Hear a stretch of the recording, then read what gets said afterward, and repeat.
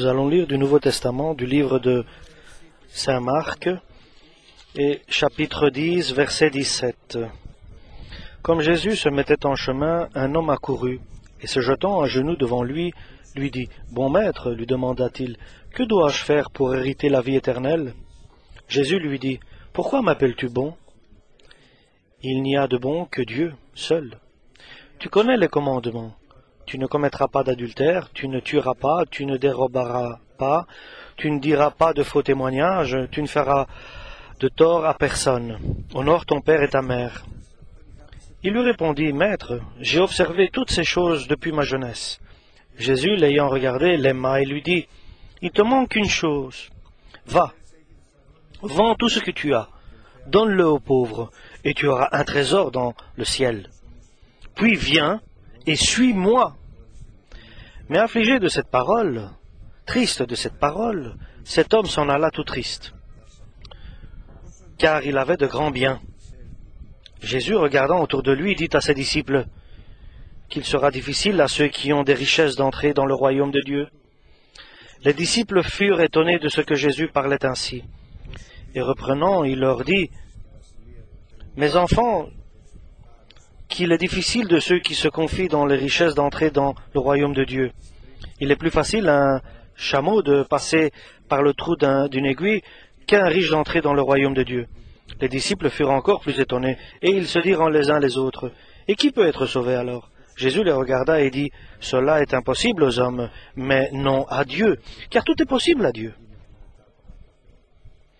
Pierre se mit à lui dire, « Voici, nous avons tout quitté, et nous t'avons suivi. » Jésus répondit, « Je vous le dis en vérité, il n'est personne qui, ayant quitté à cause de moi, et à cause de la bonne nouvelle, sa maison, ou ses frères, ou ses sœurs, ou sa mère, ou son père, ou ses enfants, ou ses terres, ne reçoive au centuple, présentement dans ce siècle-ci, des maisons, des frères, des sœurs, des mères, des enfants et des terres, avec des persécutions, et dans le siècle à venir, la vie éternelle. Plusieurs des premiers seront les derniers, et plusieurs des derniers seront les premiers. » Ils étaient en chemin pour monter à Jérusalem, et Jésus allait devant eux, les disciples étant troublés, et ne le suivaient avec crainte. Et Jésus prit de nouveau les 12 auprès de lui, et commença à leur dire ce qui devait lui arriver.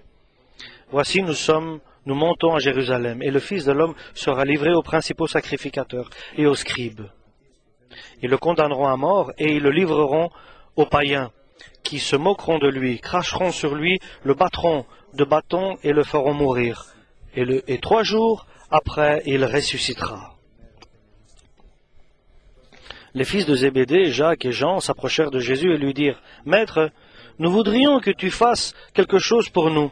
Nous te demanderons. » Il leur dit, « Que voulez-vous que je fasse pour vous? » « Accorde-nous, lui dirent-ils, d'être assis l'un à ta droite et l'autre à ta gauche, quand tu seras dans ta gloire. » Jésus leur répondit, « Vous ne savez ce que vous me demandez. Pouvez-vous boire la coupe que je boirai? Ou être baptisé du baptême dont je vais être baptisé? » « Nous le pouvons, dirent-ils. Et Jésus leur répondit, « Il est vrai que vous boirez la coupe que je dois boire, et que vous serez baptisés du baptême dont je dois être baptisé. Mais pour ce qui est d'être assis à ma droite et à ma gauche, cela ne dépend pas de moi, et ne sera donné qu'à ceux à qui cela est réservé. » Les 10, ayant entendu cela, commencèrent à s'indigner contre Jacques et Jean. Jésus les appela et leur dit, « Vous savez que ceux qu'on regarde comme les chefs des nations les tyrannisent, et que les grands les dominent. Il n'en est pas de même au milieu de vous, mais quiconque veut être grand parmi vous, qu'il soit votre serviteur. Et quiconque veut être le premier parmi vous, qu'il soit le serviteur de tous. Car le Fils de l'homme est venu non pour être servi, mais pour servir et donner sa vie comme rançon pour plusieurs. » Alléluia. Donc la question, chers frères et sœurs, est la suivante. Pourquoi Jésus est-il venu sur terre? Pourquoi le Seigneur nous a rassemblés dans son Église? pourquoi le Seigneur t'a donné la renaissance, pourquoi il t'a baptisé de son Saint-Esprit, pourquoi Dieu a fait Ézéchias roi dans l'Ancien Testament. Des questions que nous nous posons. Il lui a fait roi Ézéchias pour qu'il le bénisse, ou bien pour qu'il soit juge de Dieu dans le peuple, parmi le peuple, et qu'il serve le peuple, et qu'il s'intéresse pour la bénédiction de son peuple. Pourquoi Dieu, Jésus t'a apporté aujourd'hui à l'Église, et il te garde dans cette forme que tu es? Pour qu'il te bénisse? Oui, pour te bénir. Et pourquoi te bénirait-il? Pour t'édifier.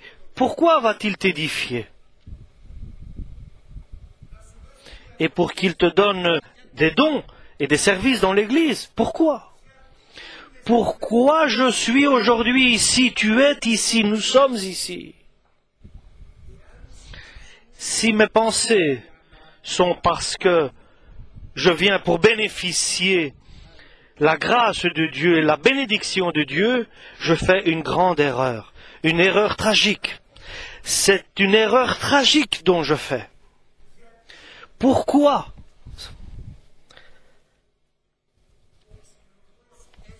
Le menuisier, il a une plaque,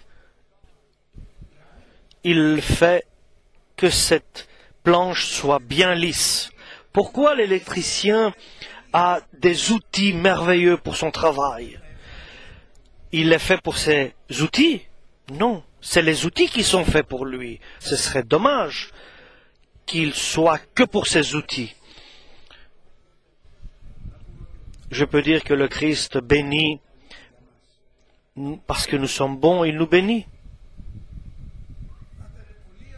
Ça aurait été très insensé de dire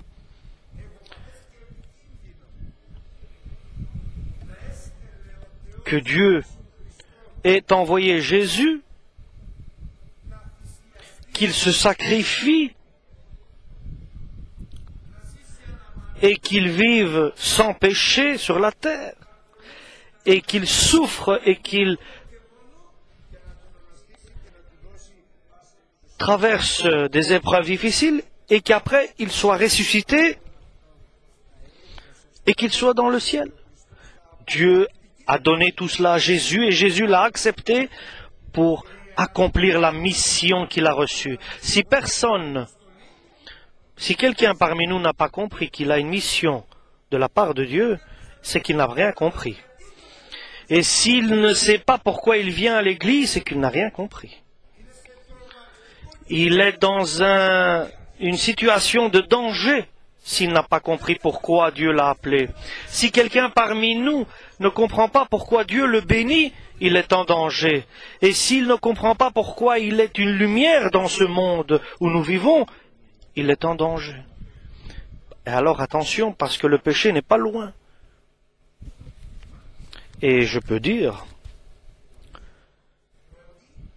ceux qui sont premiers vont terminer derniers, vont se retrouver derniers. Les premiers se retrouveront derniers, et les derniers se retrouveront, seront devant. Comment vois-tu ta personne? Premier ou dernier?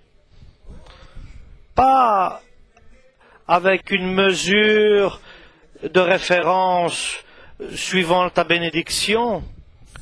Ce n'est pas suivant la bénédiction du premier ou du dernier, c'est pas là le signe de référence, mais le signe de référence, c'est combien tu es consacré, combien tu te sacrifies pour les autres. Ça, tous les disciples, nous voyons, ils étaient tous bien-aimés, Jacques et Jean. Tous ensemble, nous voyons Jacques et Jean, les fils de Zébédée. Dans leur cœur, il y avait dans leur cœur ce petit microbe dans leur cœur. Et nous savons que c'était des enfants qui avaient de la voix. Et Jean était un des bien-aimés de Jésus, et Jacques était aussi un béni de Dieu. Mais dans leur cœur, comme ce sont des hommes, ils avaient ce microbe qui les a infectés. Ce virus, si nous pouvons dire.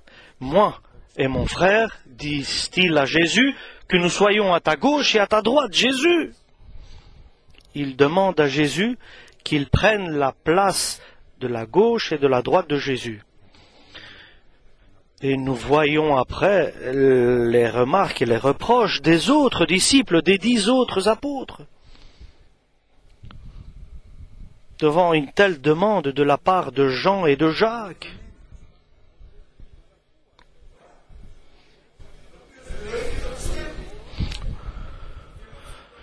Oui, nous voyons ce jeune qui dit que depuis sa jeunesse, il accomplit les commandements de Dieu.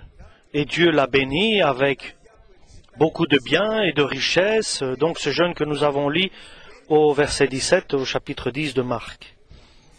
Mais nous savons que dans le cœur de ce jeune, de cet homme, il y a ce virus. Moi et mes biens et ma richesse, moi et ma famille seulement. Moi, donc égocentrique. Donc moi, nous voyons ici le jeune qui dit cela. Moi, je vais hériter du royaume céleste. Moi, je vais gagner le royaume. Et il dit, que dois-je faire pour hériter la vie éternelle, toi qui es maître et qui parle de spiritualité? Dit-il à Jésus, chers frères et sœurs, que Dieu nous protège et qu'il nous garde. Que Dieu nous garde de ces pensées et de ces réflexions qui nous viennent dans notre esprit. Dans ces réflexions d'amour pour nous-mêmes et de l'intérêt que pour nous-mêmes. Il s'est comporté injustement envers moi, par exemple. Parce qu'il m'a laissé. Donc Dieu ne s'est pas comporté comme il devrait. Il s'est comporté injustement vis-à-vis de moi. Mais Dieu, nous savons, désire des hommes prêts, qui sont les derniers, à devenir des serviteurs pour tous les autres qui le voient premier, et pas être premier où tous les autres ils les voient dernier. C'est la caractéristique pour comprendre dans quelle situation se trouve mon cœur. Celui qui veut donc, nous dit Jésus, devenir grand, il doit devenir votre serviteur. Et pas avec des paroles, mais avec des actes et avec sincérité. Et celui parmi vous qui veut être premier, qu'il devienne le serviteur de tous. Alléluia.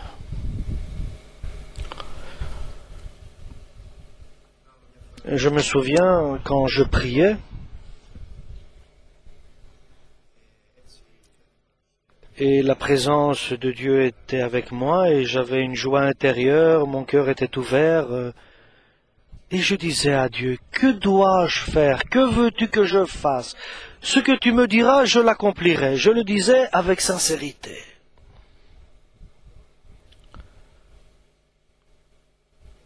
Et j'entends la voix du Seigneur qui me dit, tu dois être le serviteur de tous.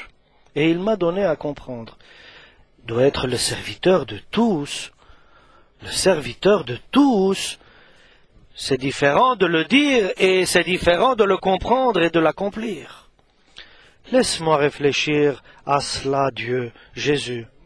Et Dieu m'a ouvert l'esprit de comprendre ce que veut dire être serviteur de tous, mais être le serviteur de tous. Comment puis-je être le serviteur de tous? Et j'étais déçu, parce que c'était pas parce que je ne pouvais pas, mais c'est parce que je ne voulais pas. Et je voyais mon cœur. Je ne pouvais pas. Je n'osais pas dire je ne veux pas, mais je comprenais en moi-même que mon cœur ne voulait pas. Et c'est difficile quand le cœur ne veut pas devant Dieu, être le serviteur de tous. Et quand j'ai pensé à cela, j'ai réfléchi, j'étais triste et j'ai dit, Seigneur, je ne peux pas faire cela.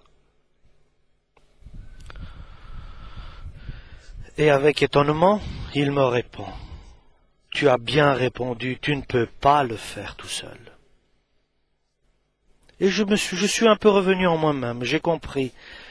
Comment, Seigneur, j'ai bien répondu? Tu as bien répondu, tu ne sais pas être le serviteur de tous. Je ne parlais pas, j'étais là. C'était le silence.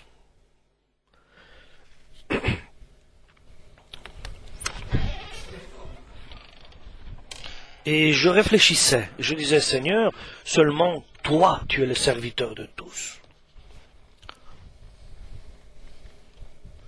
Et il me dit, oui, parce que mon Père était en moi. Je n'étais pas moi, mais c'était mon Père qui était en moi. Et les œuvres que j'ai faites, ce n'était pas moi qui les a faites, mais mon Père. Et j'ai compris.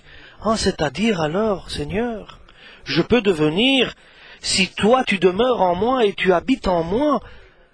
Et l'apôtre Paul disait, pas moi, mais la grâce de Dieu demeure en moi et qui est hébergée en moi. Si toi tu habites en moi, ce ne sont pas moi qui accomplira les œuvres, mais toi. C'est toi qui vas accomplir les œuvres si tu es en moi. Et mon cœur s'est rempli de bénédictions. Et après, j'ai réfléchi de nouveau. Comment je vais réussir à ce que Dieu demeure en moi, soit hébergé en moi tout le temps?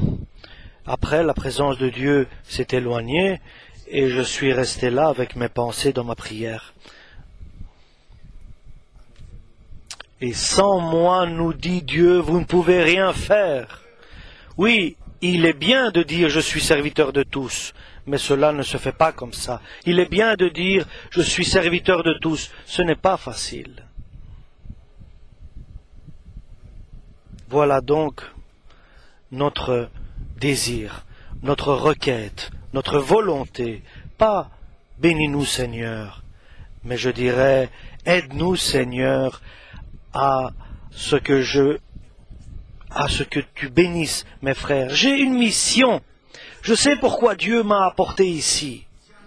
Pour que je puisse prier et que Dieu bénisse non seulement ma femme et mes enfants, ou moi-même, mais tous mes frères. Ça, c'est une mission merveilleuse. Pas c'est que moi je vais les bénir, pas moi je vais les servir, mais aide-moi à servir. Révèle-moi comment servir et bénis-leur encore plus que tu me bénis. Et visite-les encore plus ce que tu me visites à moi. Oui, certainement, je ne peux pas être le serviteur de tous, mais je peux prier pour tout le monde. Certainement, je ne peux pas être votre serviteur à tous, mais je peux prier pour vous tous. Et maintenant, j'ai une mission devant Dieu. Maintenant, j'ai une œuvre à accomplir. Maintenant, je ne serai pas comme le jeune riche pour dire « Que dois-je faire pour hériter le royaume éternel ?» disait-il à Jésus. Et il lui a dit « Ne regarde pas toi-même, mais regarde les pauvres. » Il lui a pas dit parce que Dieu voulait cela, mais Dieu voulait lui révéler ce qu'il avait dans son cœur. Il y avait une chose qui lui manquait et il ne le savait pas. aimez les uns les autres, aimez-vous les uns les autres comme moi je vous ai aimé, avec un sacrifice. Que fait le Christ qu'il est le serviteur de tous? Il est celui qui parle à Dieu pour nous. Que fait le Saint-Esprit sur la terre? Il est celui qui parle à Dieu pour nous. Il transmet nos prières. Il est le serviteur de tous. Il est celui qui transmet nos prières. Il prie pour nous. Pourquoi Dieu lui a donné tout le pouvoir dans le ciel et dans la terre? Pour qu'il prie pour nous tous et qu'il nous serve. Et qu'il serve nos besoins, nos situations difficiles. Et le jeune, nous avons vu qu'il est parti triste parce qu'il a pensé à ses biens, à ses trésors, à ses richesses. Mais Dieu veut que les autres, par Jésus-Christ, nous devons les aider, nous devons les servir. Et non le servir pour être vu, pour montrer combien nous sommes bons et combien nous sommes serviteurs. Mais là où personne te voit, là, tu vas prier pour lui dans ta chambre, là où Dieu se révèle à toi. Là, en secret, tu seras un serviteur de tous, des hommes, des femmes, des serviteurs, des servantes de Dieu. Dans le secret, tu vas servir tes frères. Alléluia, gloire à toi, Seigneur.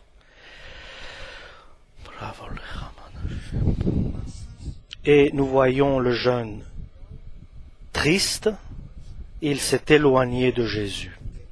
Il a abandonné Jésus.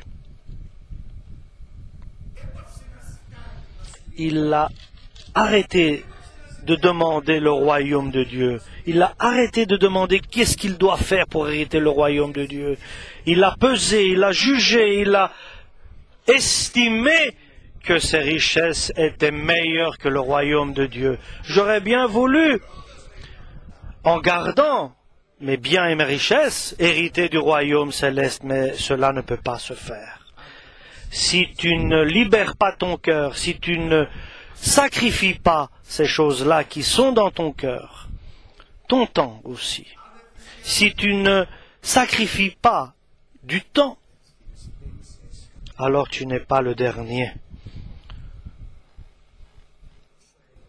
Combien est égoïste ce que nous faisons.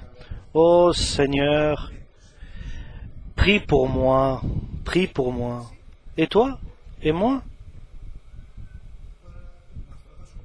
Et je ne vais pas m'occuper de cela. Toi, prie pour moi. Je dois m'occuper d'aller enseigner la parole, je dois aller m'occuper des autres. Mais ta mission, ce n'est pas d'y aller. Ta mission, c'est que Dieu t'envoie. Et aujourd'hui, Dieu nous envoie. Aujourd'hui, Dieu nous envoie. Qui va se déplacer? Qui va y aller servir tout le monde, là, dans sa chambre, là où personne ne le voit? Certainement, Dieu viendra. Oui, certainement. Je vais vous dire que j'ai été rendre visite à celui-là et à l'autre qui était dans le besoin. Oui, mais non, il ne faut pas dire cela. D'abord, tu deviens premier en disant cela. Alors tu vas aller retrouver la dernière place si tu te vantes et que tu estimes que tu as fait quelque chose. Dans votre église, il y a des personnes qui ont faim, qui n'ont pas mangé. Dis-moi, qui est-ce que j'aille lui donner? Je dis, va en arrière de moi, Satan. Qu'est-ce que ça veut dire, tu vas aller lui dire? Tu vas aller pour te montrer que tu es toi, celui qui apporte le salut, l'homme philanthropique, pour montrer que tu es bon, que tu aies de la compassion pour ceux qui ont faim. Et tu crois que c'est comme ça, servir ceux qui ont faim? avec ce que tu as. Le service est lorsque nous le faisons en secret et que tu ne te montres pas en étant philanthropique, que tu te mets en retrait de ce que tu fais et que tu ne t'élèves pas toi-même en faisant ces actes, mais élever celui qui est Dieu l'Éternel. Un autre lui dit, je leur donnais de l'argent et il m'embrassait les mains. Il lui embrassait les mains parce qu'il donnait de l'argent. Et toi, tu es qui? Tu es quoi en faisant cela? Comment te sens-tu? J'ai été très béni, disait-il. Quelle bénédiction as-tu pris? De toi-même, ton ego, ta personnalité qui est tant philanthropique. Quelle bénédiction as-tu pris? Et de qui as-tu pris cette bénédiction? L'as-tu prise peut-être de ton cœur? Cette bénédiction ce que tu dis. Et le Christ nous dit, quand tu donnes à quelqu'un avec ta main gauche, que ta main droite ne sait pas ce que ta main gauche a donné. Donc nous comprenons combien nous devons être en retrait de nos actes. Alléluia! Et nous savons que si nous ne faisons pas attention à cela, les flèches enflammées de l'ennemi vont trouver leur cible dans notre cerveau et dans notre cœur. Et tout cela, tu le fais? Oui, bien sûr, je le fais. Heureux est celui qui fait la volonté de Dieu. Mais une chose nous devons apprendre aujourd'hui, chers frères et sœurs. Notre mission. Quelle est notre mission? Et notre mission, ce n'est pas de manger et de boire et de bénéficier la bénédiction de Dieu seulement. Notre mission est de prier pour les autres et de pleurer pour les autres, d'avoir mal, être dans la peine pour les autres. Et Dieu nous voit là. Et de faire une œuvre en retrait de la croix de Golgotha. Une œuvre en cachette. Oui, ici, les disciples, maintenant, les apôtres disent, bon, nous, disent-ils à Jésus, nous avons tout abandonné, nous sommes venus te suivre, et qu'arrive-t-il avec nous? Faites attention à cela. Je peux vous dire, faites attention. Parce que ceux qui ont laissé tout, et ils se sont sentis premiers, sont devenus derniers. Ceux qui étaient derniers, Dieu les a amenés devant. Amen.